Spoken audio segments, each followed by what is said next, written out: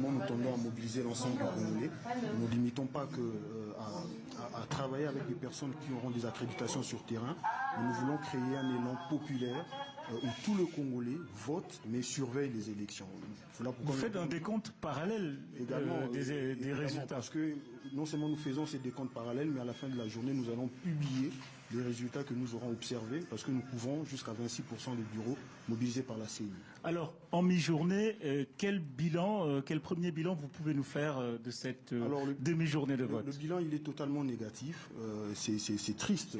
Négatif pourquoi? Parce que nous avons observé à travers ces 1300 capitales qui sont déployés sur terrain que jusqu'à 12 heures, donc à 1 heure passée, la grande majorité de bureaux de vote n'avaient pas du tout ouvert, et pour le rare qui avait ouvert, n'était qu'alimenté par un nombre très limité de kits électoraux, alors qu'en réalité on attend jusqu'à 44 millions de Congolais devant les urnes aujourd'hui. Donc il y a un tel désordre sur terrain qui amène à des tensions entre les éléments commis à la sécurisation des bureaux de vote et la population qui veut à tout prix voter, chose qui a emmené malheureusement à des événements dramatiques. Vous espérez encore des élections transparentes, en tout cas crédibles?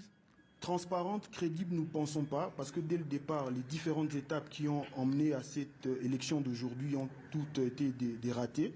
Je parle ici de la constitution du fichier électoral, dont la CENI a toujours refusé l'audit externe de ces fichiers-là.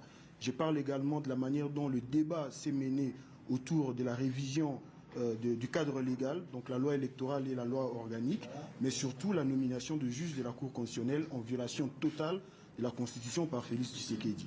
Merci beaucoup, Patrice. Donc, bilan, vous l'aurez compris, hein, très négatif selon Capita 2023, l'initiative de surveillance de cette élection.